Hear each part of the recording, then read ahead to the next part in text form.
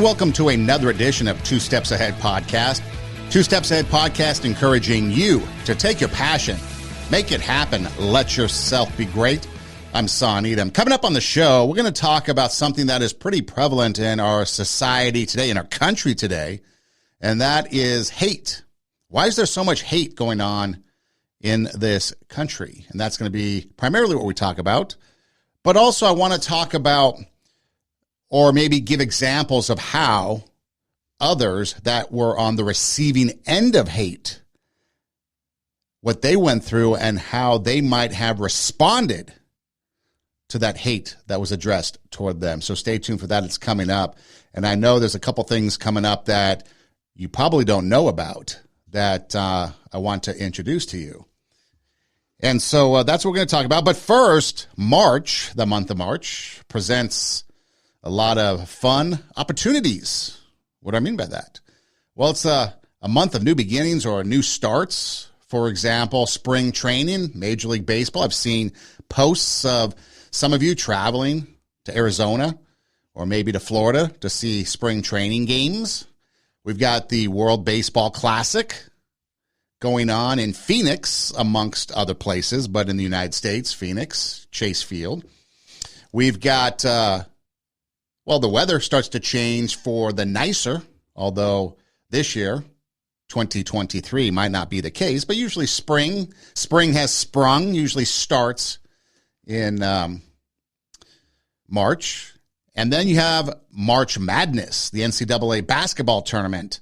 And the one thing that is synonymous with the NCAA basketball tournament, the now 68-team championship bracket, is the Cinderella story.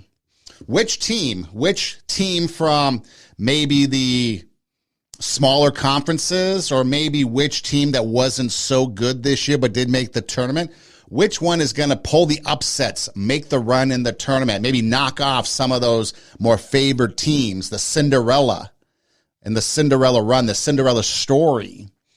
Which team is going to do that? There's been many teams in the past that have staked claim to the Cinderella story. Most of the time, Cinderella's time at the dance runs out, but they make a good run for it. In fact, I think the best run a Cinderella team had was, I believe it was 1984, when number 8, the 8th seed Villanova, knocked off top-ranked, top-seeded Georgetown, the Hoyas. And that's the lowest seed to ever win a national championship. But you always talk about Cinderella. You talk about upsets, buzzer beaters, that one shining moment. That's what March and March Madness has become all about. Ultimately, the champion, sometimes it's the favored, sometimes it's an upstart, somebody we didn't expect, unless maybe you're a fan of that school. Bracket busting. Maybe you fill out those brackets and you do some bracket busting because your teams that you thought were going to go far maybe lose out to the Cinderella team for that year. And so anyways, it gets me thinking sometimes about life. I think over the course of my life, there have been times where I have been that underdog, that Cinderella, that has risen to the occasion, maybe got that job, or maybe ended up doing something that never thought I would be doing. And so you would call it kind of like that Cinderella moment. Maybe you have had that Cinderella moment, pulling those upsets of life where you overcame something, where you were able to do something you didn't think you were going to be able to do. You were able to cut down the nets of life. That's what they do when they win the championship. They cut down the nets. Maybe you cut down the nets of life because you were a champion, overcame some things, or you put in your commitment, your hard work, your sacrifice, your dedication, or as they call it, your blood, sweat, and tears. And you brought out that inner greatness. You raised the standard. You took your passion, made it happen, and you let yourself be great. And you won that year, or you won that season, or you won that bracket of life. And then next time it rolls around. And some of the greats, you think of Coach K, synonymous with Duke. He has since retired, but I believe he won 5 national championships, probably amongst the most of modern college basketball. And he thinks, and you think he's one of the greatest, right? He probably is, but that's what you think. You measure championships. But he didn't win every year. He was upset a couple times, lost big. In fact, Duke still holds the record for the biggest loss in a championship game, 30 points. I believe they're the only team to give up 100-plus points in the championship game when they lost to UNLV, but then they came back the next 2 years and won back-to-back. So sometimes even in defeat, we're building our success. We're building an opportunity to build a dynasty of success. And so as you're watching March Madness, as you're watching the Cinderella story, or maybe watching for Cinderella and her story in this year's tournament, keep in mind that life lessons can be learned. It's as the old ABC Wide World of Sports, the Open used to say, it's the thrill of victory and the agony of defeat. That's what it is. So oftentimes, though, we can have those ups and downs, but in the long run, are we going to be a champion of life and cut down those nets when it's all said and done because we did our best? And so that's just something I wanted to start off the show with, to let you know that in this season of March Madness, the madness of life, don't let it get you down. Sometimes it might be a buzzer beater. Sometimes it might be a blowout of 30-plus points. Sometimes it might be somewhere in between.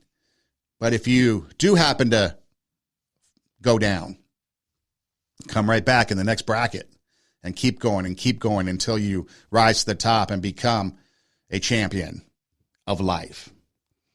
So as we speak of champions of life, we take a look at some of the things that have been going on in the last few years. And obviously there's been a lot of hate going on. There's been a lot of hate-filled speech. There's been a lot of hate-filled actions. There's been a lot of disagreements. You think back a couple of years ago and all the fights you had on social media over a certain illness that was going around. Perhaps you were on the condemning side of those that were a little bit more free-thinking. Have you changed your tune? Perhaps there's other areas during the riots of 2020. Maybe you were all for Black Lives Matter, but did you fight over All Lives Matter? Things like that. Police lives matter. Maybe you were for defunding the police, and so you fought on social media. Maybe you fought in the streets. We've often talked about what's in our heart usually comes out, right? If we have a heart of peace, a heart of love, that's going to come out. If we have a heart of hate and anger, that's also going to come out. And so recently I've been thinking about a lot of the stuff that's been going on. And we don't talk politics as far as politics goes on the show, but there will be times that I use the political arena, just like I use the sports arena, just like we may use music or other avenues, other arenas, to have analogies and to make comparisons and to talk about the subject of this, in this case, hate. But you think about the last couple of years in the political arena, how much hate has really come out. What do I mean by that? Well, again, some of you might be triggered because I'm going to use liberals, Democrats, and right away you might be turning off. But if you're honest with yourself, if you want to have an honest communication, because a lot of times this is a place that I like to use. This is a format, a forum to get dialogue going. There's many times I'll post like a 60-second clip, maybe on social media, and right away I'll get hate coming right back at me. Well, it's like you didn't listen to the entire show. It's just a snippet of it, and right away you're assuming something. I attach the link to the full episode, suggest that they might listen, and then I get the hate right back. Why would I want to listen to that? You're just a whatever, then. They go on to their tangent. But let's think about this for a minute. Let's use some examples that are out there and have been out there when it comes to hate and violence. So last few years, in fact, we've seen violence against supporters of the former president. We've seen violence against Supreme Court justices because of a vote, and it wasn't even because of the vote. They hadn't even voted yet or made a decision. It was because of a leak about an upcoming decision. And you had violence. In fact, you had someone arrested at the house of a Supreme Court justice wanting to assassinate him. You have violence against those who oppose LGBT and trans ideology. I mean, you think about, along with that hate, you think about the deceit and the lies from people in Congress like Adam Schiff, like Eric Swalwell, Liz Cheney, and others. Outright lies. to try to manipulate a narrative. You see lies from education officials, such as teachers. One teacher we played on the show before, a couple times, in fact, from Southern California. She was apparently an LGBT teacher, and they do the Pledge of Allegiance, and a student was like, how come we don't have the flag? Isn't it odd that we're pledging allegiance to a flag that's non-existent? And then she was like, oh, yeah, I'm going to get it for you. And then she's not. She went on her video, her TikTok, to explain that the flag offends her. And then ultimately says that you can pledge allegiance to that flag, and it became the pride flag. And then she got canned for it. You get lies from school boards, from districts. We've talked about all those. And so you have basically society, and we're becoming a bunch of liars and haters, and it's getting to the point where violence is becoming accepted. Nobody's talking down violence. Nobody's saying, well, we can't have this violence going on. In fact, you had she wasn't the vice president at the time, but now the current vice president bailing out rioters, BLM rioters, and others. And you might think that's okay, but never condemning the violence. We have district attorneys whose job is to prosecute criminals, not doing their job, and some, like in San Francisco, getting recalled. Others in LA almost getting recalled. People not liking it. We think back to the BLM riots of 2020. The former president, supporters attacked, pro-life people attacked. And yet society as a whole, not all of us, society sits by and watches it happen and does nothing.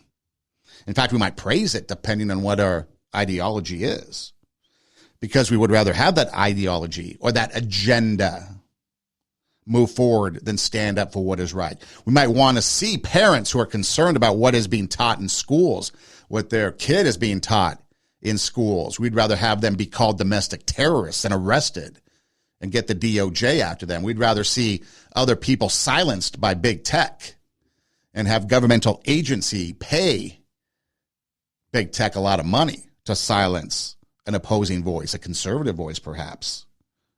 And then there's most recently this. Jane Fonda, I'm sure you've heard about it unless you live under a rock.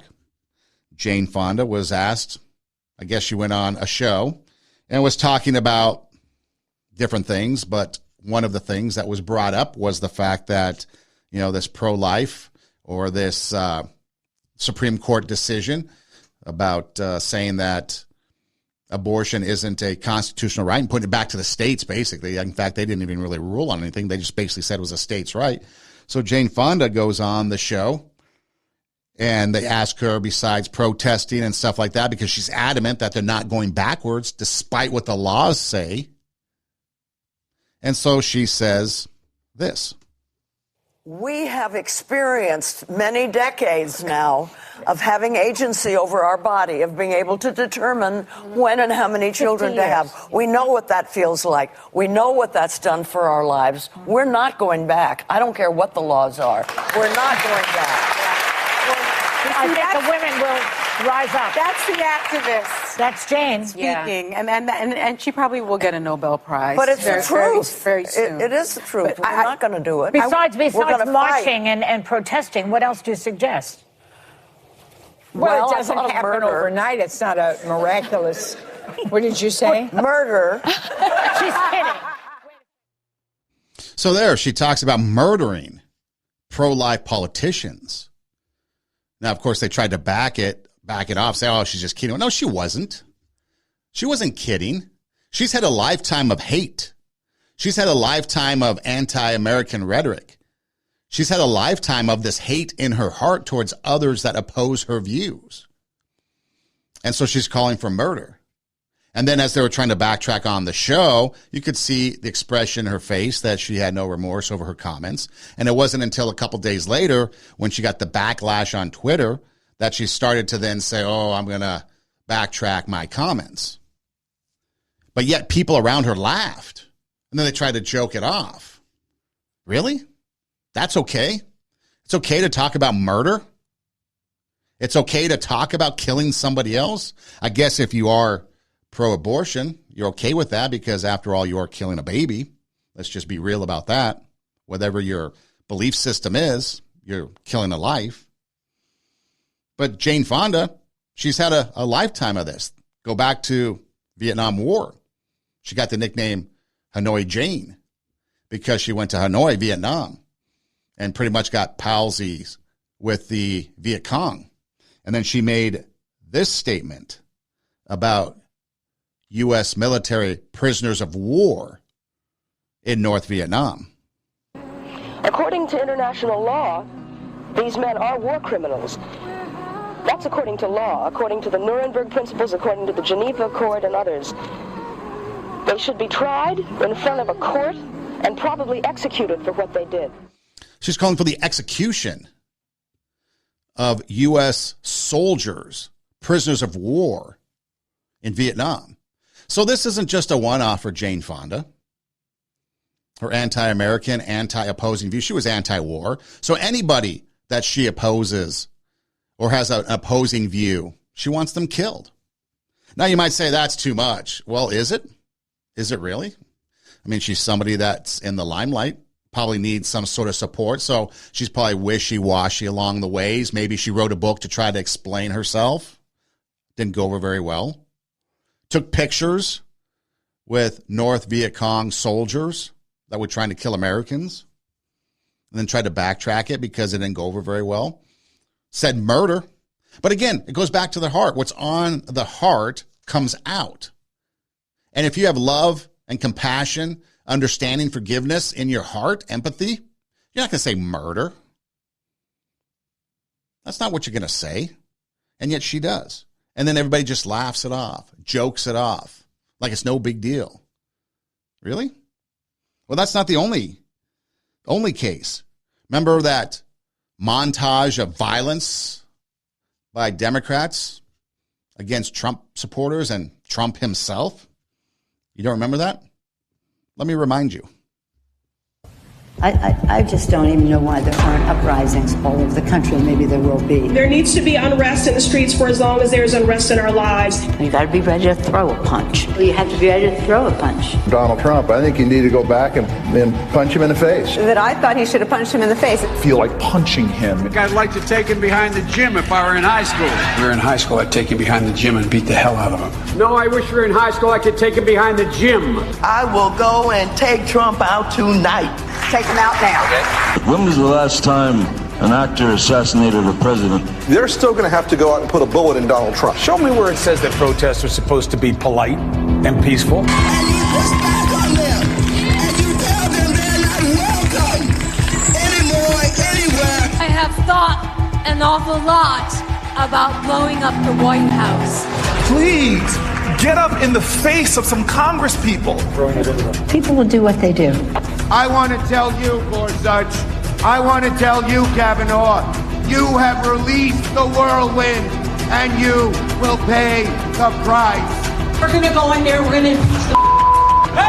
This is just a warning to you Trumpers. Be careful.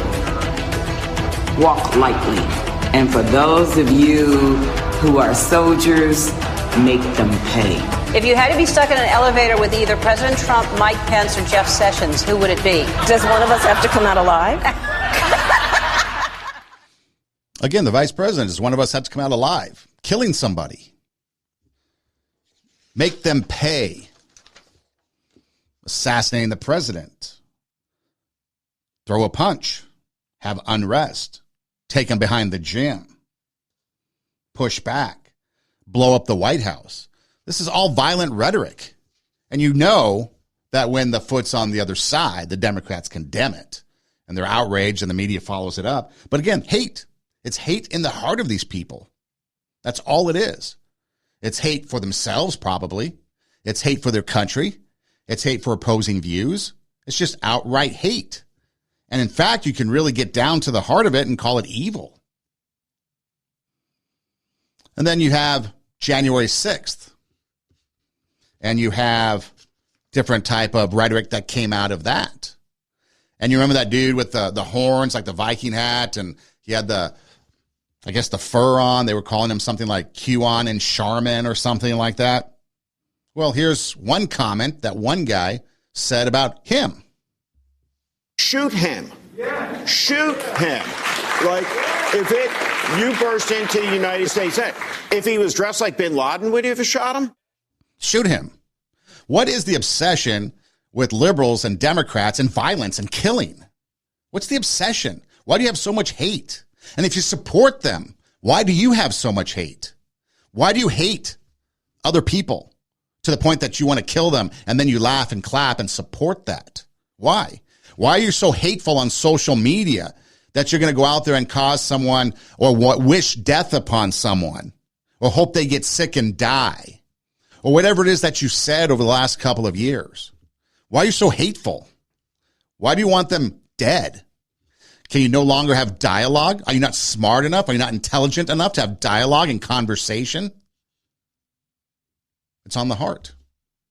There's evil in the heart of men, hatred in the heart of men, and it's becoming more and more callous. The heart is becoming more and more hardened. And that's over the course of 4 or 5 years. It's not a one-off. It's continually going that way, and it's getting worse. Political leaders setting the tone, setting the example of how much hate we should have to the point of killing. Celebrities, how many of you were pro Johnny Depp in that lawsuit? Talking about assassinating the president. Did you condemn that? Probably not. Because you don't care enough. If it doesn't affect you directly, you don't care. And if you do care, you're probably in agreement with their ideology. So therefore, it's okay. It's okay to be able to hate and wish death and want to kill other people. But if someone says that to you, absolutely not. It's not okay. And then you get all dramatic, drama queen about how bad they are. It happened that way during the illness. Now it's politics. It's basically just hate in the heart, plain and simple. Audience members applaud. Fellow show participants laugh, applaud, agree. And only those with hate in their heart would cheer this violent rhetoric. So that's what's going on in our country today. And we're going to get to why people hate and some reasons perhaps why people hate. But there's a couple of examples of people that really experienced hate, really experienced the worst of mankind. The first is Martin Luther King Jr. You should be familiar with him, but I don't take anything for granted these days because there's a lot of people that might not know who Martin Luther King Jr. is. He was a black man that led the civil rights movement. He was eventually assassinated for his beliefs and for trying to get equality for all, mostly blacks, but for all. He had the I Had a Dream speech, which if you hadn't heard it or you have not heard it, I recommend you look it up on video search sites. In fact, a lot of his stuff you should look up because this was back in the 60s. So you can do the math, 60 years ago? And things haven't changed much over 60 years. In fact, it's really become more racially divided, or at least race is the reason for the divide, but have we really become more racist, or are we just using that rhetoric? But if you want to replace race with hate, we're just as divided amongst people with hate as there was with race back in the 60s with Martin Luther King and what he had to say. But he had a speech, and this is a little snippet of that speech about loving your enemies. I mean, think about it. Here's a guy that eventually was assassinated for his beliefs. He was killed. The worst form of hatred, or the darkest form of hatred, is killing somebody, murder. He was murdered for his belief because he wanted black people to be free. Jane Fonda, murder those politicians because of abortion. He also, throughout the course of his life, his kids' life, people he knows, people he knew, they were all victimized. They were all, in some way, shape, or form, a victim of abuse, physical, mental, verbal, psychological, all that. Imagine the worst of times. So you hate today, and really you have nothing to complain about. You're not being vilified, like specifically vilified, because you're leading a revolution of change so that people can be free. You might have an ideology and you might have a divide, but when it comes down to it, is anybody coming to your house? No, not unless you're a Supreme Court justice. Is anybody threatening you? Is anybody making you go sit someplace or drink out of that fountain or only eat at that restaurant? No, you can pretty much do anything you want. In fact, you have every single comfort creature of life, the creature comforts of life. You have your iPhone, you have your social media, you have your Twitter that you can rant on, that you can hate on, that you can wish death on. You have it all. You have plenty of food. You have everything. You're spoiled is what it is. Americans are spoiled. They don't know what it's like to want. And you've got a government that is divisive over it. But here's a guy that's had the worst of it. And this is what he says about loving your enemies. Then the Greek language has another word called agape. Agape is more than romantic love. Agape is more than friendship. Agape is not something affectionate. Agape is understanding, creative, redemptive goodwill for all men. It is an overflowing love which seeks nothing in return. Theologians would say that it is the love of God operating in the human heart. And when one rises to love on this level, he loves men not because he likes them, but he loves every man because God loves him. He goes on with that. And so he rises to the level of hating the system rather than the individual who is caught up in that system. He loves the person and hates the evil deed. And I think this is what Jesus meant when he said, love your enemies. And I'm happy that he didn't say like your enemies, because it's pretty difficult to like some people. It's difficult to like people bombing your home and threatening your children and kicking you about. But Jesus says love them, and love is greater than like. Love is greater than like. Has anyone firebombed your home? Probably not. Has anybody come to your home to try to take you out, to lynch you? Probably not. Has anybody thrown vitriol in your face every single day, all day long? Probably not. I'm sure people might have said things to you to your face, got you angry, posted things on social media that got you angry, but then you hate the person? Or do you hate the system and love the person? Hate what they're doing, but love the person. He talks about agape love. We talked a little bit about love last time. And you have the different, according to psychology and philosophy and so forth, you've got different levels of love. But he's talking about an agape love, love that we really didn't get into too much last time. A love that seeks nothing in return. Wow, that's a concept for today. A love that seeks nothing in return. So you're going to do something out of the goodness of your heart, or you're going to forgive somebody because you have love in your heart for that person. You might not like what they do. You might not like what they stand for. So think about it this way. You don't like what they do. You don't like what they stand for. You don't like what they believe in. You don't like their ideology or the fact that they're trying to impose that upon maybe your kids. But yet you still love the person because that's what Jesus would want you to do. You love the person because that's the right thing to do. You love the person, but you hate the evil deed. It's hating the system rather than the person. It's loving every man because God loves them. And that's what it comes down to. It's the love of God in the human heart. And that's what we need more today than anything, is that kind of love, that agape love, that love that loves without seeking anything in return. So, Supreme Court justices struck down a law you don't like. Continue to fight. You can do that. You can do that through the political arena of votes and lobbying and things like that, but you really have to call out for murder, Jane Fonda, over politicians who vote a certain way? Obviously, you don't have love in your heart for them. Obviously, you don't love them. You hate them. You don't have goodwill for them. You have ill will, evil will for them. And again, what has anybody done to you that comes close to what Martin Luther King Jr. and others like him experienced? Probably nothing. And yet here he's talking about loving your enemies.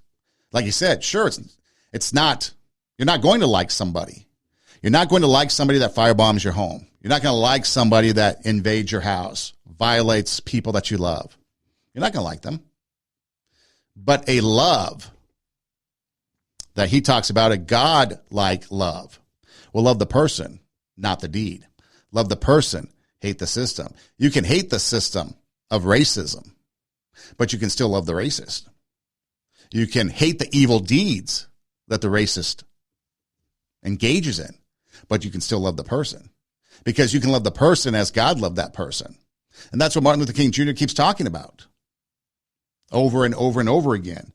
And it's just a snippet of a speech that goes on for a much longer length of time. But could you love your enemies? If someone puts something on social media, do you get mad and fire back? I'm sure we all did that at one point. I know I'd crack back on some people. I didn't wish death upon anybody. I never wished ill will upon anybody. But yeah, I might fire back, or might have had fired back during those hot times. But I had people wish me death, but I never did that to anybody. And yet here's a guy that's saying love your enemy. So what do I do now? Delete and block, or delete and get rid of. I'm not going to engage in that. If people want to engage in a dialogue that is constructive, let's do it. But if you're coming at me with your hate, if you're coming at me with some sort of agenda that's not going to be open to dialogue, it's going to go.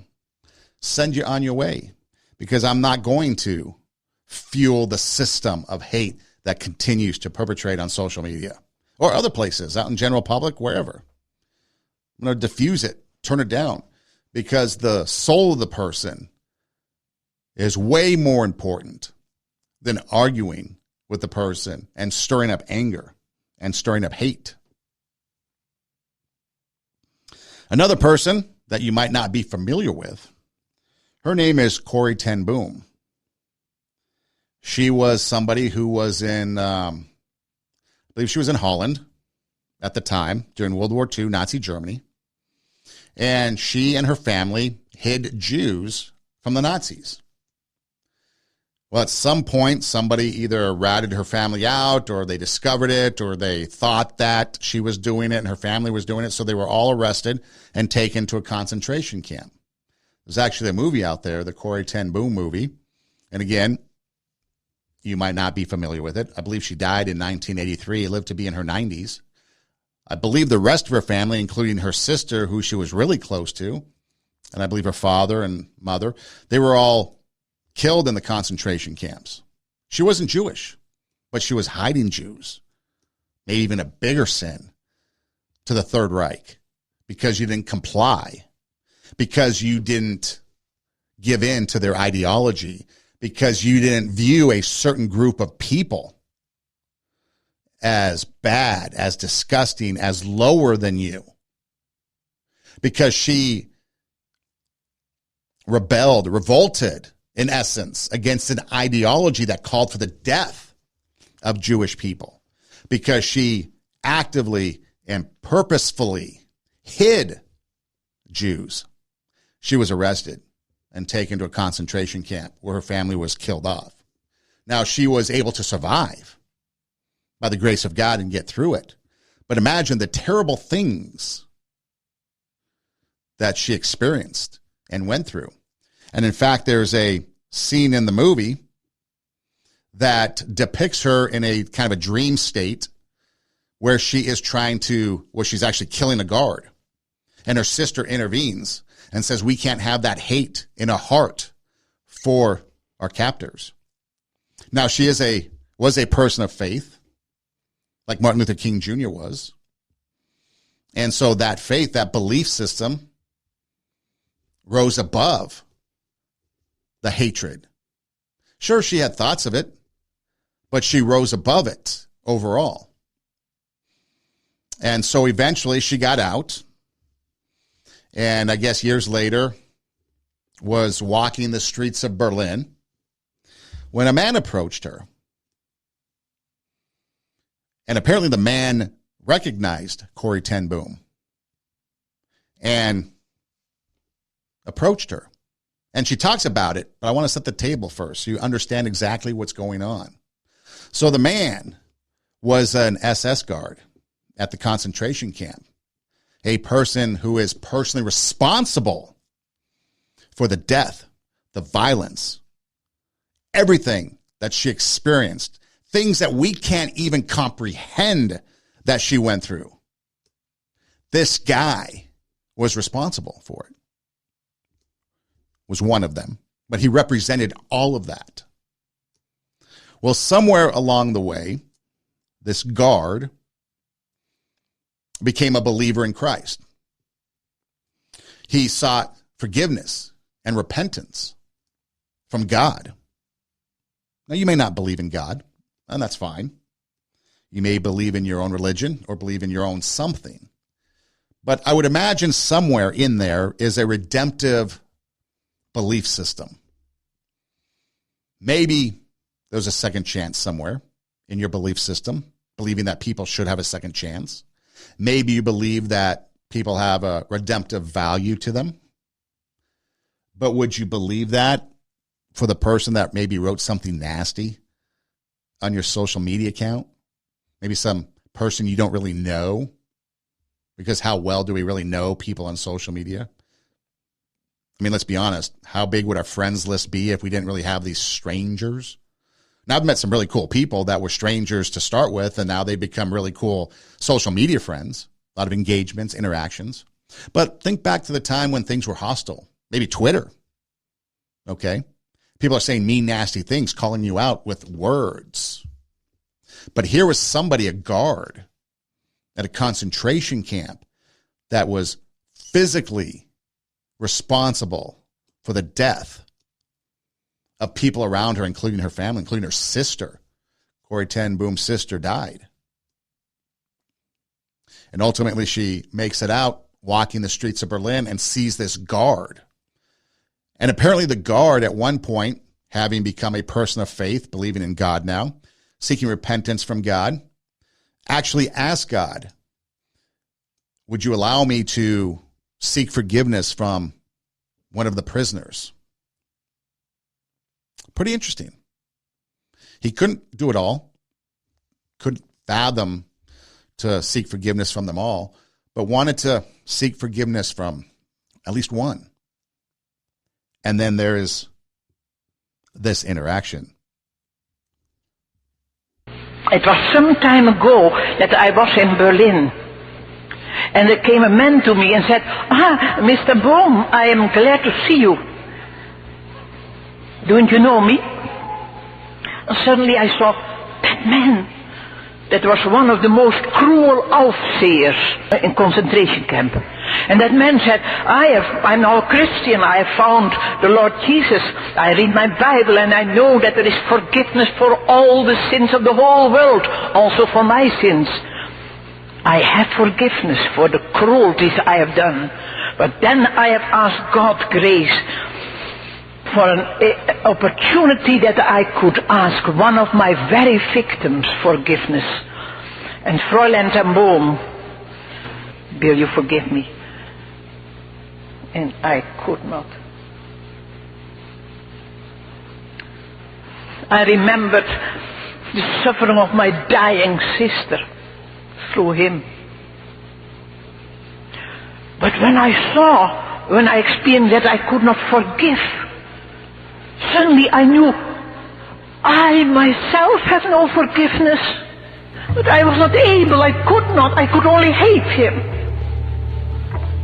And then I took one of these beautiful texts, one of these boundless resources, Romans 5:5, and thank you, Father, that your love is stronger than my hatred and unforgiveness. That same moment, I was free. And I could say, brother, give me your hand. And I shook hands with him. And it was as if I felt God's love stream through my arms. You never touch so the ocean of God's love as that you forgive your enemies. Can you forgive? No. I can't either. But he can. Would you shake the hands of somebody that you witnessed do so many horrible things? The suffering of your sister, death at his hands. The very hand that she shook was the very hand that condemned to death multitudes of people through those concentration camps. Would you shake that hand? Probably not. Would I shake that hand? Well, she couldn't. She hated him in that instance. And then she remembered a Bible verse, remembering Romans 5:5, remembering that God's love is stronger than our hate. Shook the guard's hand, offered up forgiveness. And then she felt something come through her. Something so powerful. She was able to forgive her enemy. She only had hate. And then she remembered agape love. She remembered a love that seeks nothing in return. She had the love of God in her heart for that other person. She hated the system rather than the person. She loved the person, but hated the evil that person had done. She found redemption, or at least a redemptive reason to shake hands. But she couldn't do it. And then she asked at the end, can you forgive? I couldn't either. But he can. God can. And sometimes that's what it takes. I mean, think about it. So you have Martin Luther King Jr. You have Corrie ten Boom. Now, Martin Luther King Jr. could never shake anybody's hand because he was assassinated. The hate-filled person that assassinated him ended his life. Corrie ten Boom had the opportunity to shake the guard's hand and offer forgiveness. Your hate, the hate of your politicians that you support, the hate of the groups and organizations that you support. Why? Why don't we call them out? Why can't we love like this? Because again, it goes back to the heart. Because that is, or I should say, what's in our heart comes out. And see, immediately, Corrie ten Boom had hate in her heart for the guy, and it came out right away. No, I cannot forgive you. I know what you did. I saw what you did. My sister died because of you. And then in an instant, she remembered God's love is stronger than our hate. Did a 180. Shook the guy's hand. I mean, if you don't think that's pretty powerful stuff, and again, I ask you, what has anybody done to you that's worse than that? Has anybody assassinated you? And yet your whole life you're calling for forgiveness and loving your enemies. Don't get me wrong, Martin Luther King Jr. did not just allow things to happen. He fought. I have a dream speech, street sweeper speech. He put it out there. He was assassinated because he was proactive in his belief system. Absolutely. And people didn't like it. Corrie ten Boom, maybe less passive, although she did go around after she was released and had a speaking career. But in that moment, she had the ability to forgive those people that, in essence, were trying to kill her too, and killed many people that she knew. And yet we get offended because we got some social media comments against us. We get offended because maybe some politicians that people voted for vote differently or enact laws differently than what you believe, and so you call for the murder of them. It stems from the heart. Why do people hate? Well, we saw a couple of examples of why people could hate, and probably very justifiable reasons as why people could hate, because what was done to us, we should give it back to them. But God's love is stronger than our hate. Why do people hate? Well, maybe because they want a scapegoat. They have low self-esteem. Maybe things aren't going their way, so they want to blame somebody else. They want to funnel the blame, or they want to funnel blame to somebody else, but they're the ones with the issue.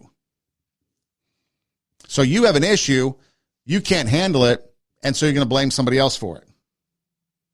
Blame a former president. Blame a political party. Blame people that don't want to get jabbed. Blame people that don't want to wear something over their face because their belief system is different. But yet, it's because of you I'm going to die. So I hope you get sick and die. When truth exposes that, people get mad. People are lonely. Maybe they're seeking connections. Maybe those connections are with people that are hateful, and so they buy into that. Misery loves company. We've all heard that. I want you to join me in my misery. And so we're going to hate. People want to belong. And sometimes it's belonging, or the want to belong, or the longing to belong, where they start to kind of get into that gray area of their beliefs. And so they start believing somebody and their ideology because they want to be a part of something. It's the reason why people join cults and other groups, why they join hate groups. Because again, let's say you have person A, and let's just say he's racist, white supremacist, but being alone, he's on an island, can't have that. So he goes and joins a hate group. LGBT, you don't like the way people are treating you, maybe because it's real or perceived, whatever. So you start joining groups, and then you start spreading that ideology, maybe that message of hate. They don't like us because of who we are, so we're going to hate them back. We're going to be non-tolerant in the name of tolerance. Maybe people fear the unknown. So instead of investigating and trying to figure it out and try to get to know something, you hate on it because you don't know it. Maybe your insecurity or their insecurity or insecurities, if there's many, get the best of them. I mean, people will sit there and they will project their anxiety in a hateful way, and they'll do it to others and make that other person look bad, right? So then they could feel good about themselves. So I'm going to make you feel bad. I feel bad about myself. I'm insecure. Maybe you're new to the group, and then we don't know much about you, but you got a lot of good stuff going on. Makes me feel inferior. So now I'm going to bad talk you and make you look to be someone who is lower than me so that I can feel better about myself. That happens all the time. We learn that in junior high and high school, maybe even elementary school these days. Sometimes hatred can define social lines and boundaries. We've seen that all through 2020. Remember that Chaz or that CHOP that was in Seattle? The Capitol Hill Autonomous Zone or whatever that was? Remember that? Well, these were people that were anti-police, anti-borders, anti-government, anti. They were pro-anarchy, pro-chaos. But then what happened when they got their CHOP zone? Well, they put up a fence around it, had armed guards keeping other people out, the undesirables out. They did the very thing that they hated. Why? So if you're anti-police, why do you have a security force marching around with guns, keeping people out of your CHOP zone?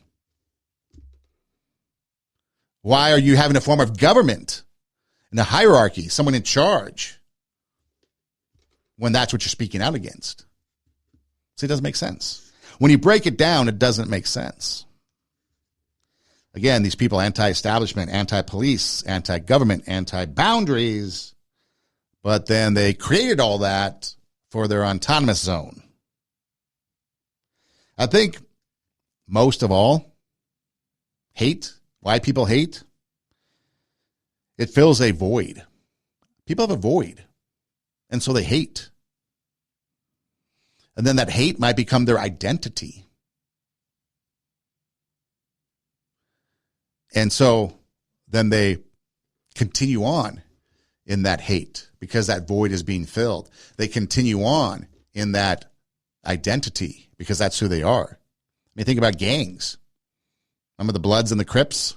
Hated each other because one wore blue, one wore red. One lived in a certain area, the others lived in another area. You can pretty much break it down in simplistic terms. Obviously, it's a complex issue where one size answer does not fit all problems, but you can break it down to a sense of belonging, a sense of identity, filling a void that wasn't there. Religious groups are that way. Sports, you're part of a team, right? Maybe a band, you get your identity through music, maybe through your job. And when your job goes south or something's going wrong within that group that you're a part of, so you start to hate because that void is starting to reappear and you're starting to get empty again. And so people will hate. And hate towards each other grows. And it's growing at a cancerous rate in our society because nobody's stopping it or calling it out. Every single example, every single person, for the most part, that's out there, whether it be politicians, you can look at sports figures, you can look at celebrities, you can look at a lot of different people that could step in and be like, we need to stop this. But they don't. They move it forward. They push the needle forward because that's what they want to be because of all this. They need a scapegoat. Maybe they're lonely. Maybe they're seeking connection of ideology. So yeah, my ideology is the same as yours, but yours is a little bit more radical, but I'm just going to accept it because I want to be a part of that. They fear the unknown, fear change. They feel insecure about themselves, and they're trying to fill a void. So as we move forward, are you going to be one of these people that continue to hate? Are you going to be someone that is like Martin Luther King, loving your enemies? At least preaching loving your enemies, because I'm sure he forgave them as life went on, but he never really got to forgive them like Corrie ten Boom did because he was assassinated and killed. Corrie ten Boom, she faced the evil, the hate, right there on the streets of Berlin. And despite the fact that now that guard, that Nazi, had the same religious belief that she did, had the same redemption from God that she did, in that moment, she could not forgive. Hate came out. But then she realized God's love is stronger than our hate. And she was able to forgive him, reach out the hand, and shake the hand. Shake that hand of death that now became a hand of love. So what are you going to do? Again, I ask you, what has anybody done to you that's worse than this to cause you to hate? Could be some valid things, but for a lot of us, probably not. A political ideology? No. A religious ideology? Probably not. Has anybody assassinated you? No. Maybe people in your family have been gunned down, crime. I get that. There's not a one-size-fits-all thing. But if you're just hating people because of a political ideology, remember Pope John Paul, I believe it was Pope John Paul II, he went and visited his would-be assassin in prison to forgive him. And there's a myriad of other examples. But are you going to be someone that's going to continue to hate? Or are you going to be someone that's going to rise above that? Love your enemy, like Martin Luther King preached. Forgive your enemy, like Corrie ten Boom did. That's up to you.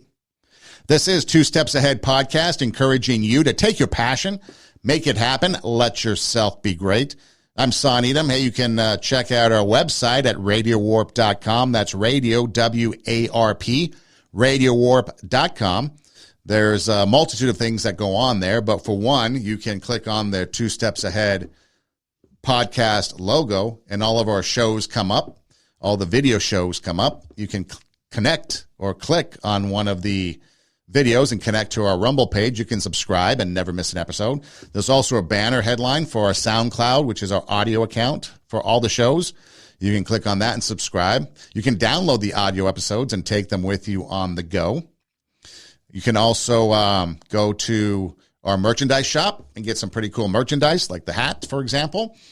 There's a Listen Live link where you can listen to some live music. It's a 24/7 streaming online radio station that has music. It has other podcasts and some other entertainment things going on.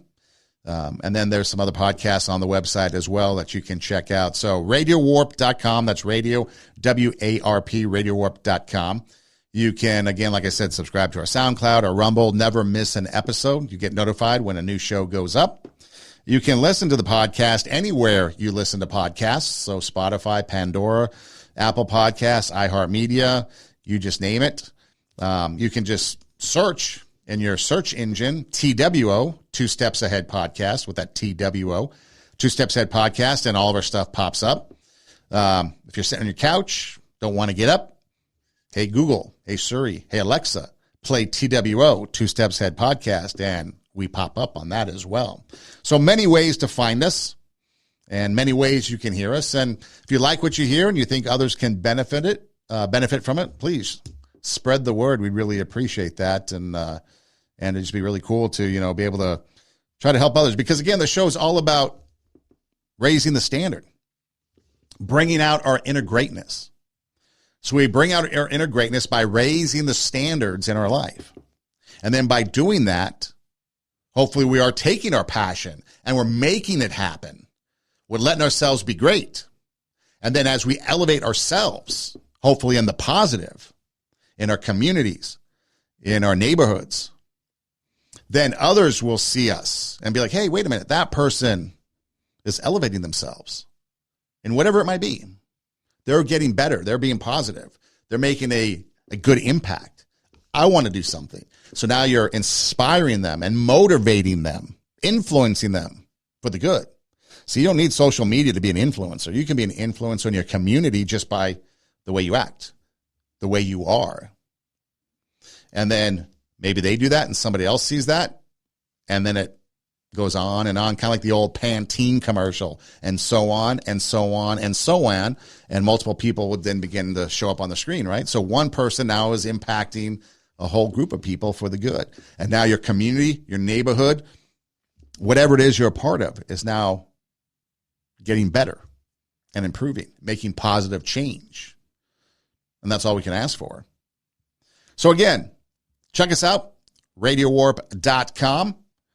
Listen anywhere you listen to podcasts. You can check us out on Instagram at TWO, Two Steps Ahead Podcast. You can also check out my personal page at Edom Rocks, EIDEM-ROCKS, and you get a little bit more about me. Also on Facebook, TWO, Two Steps Ahead Podcast, for our Facebook page as well.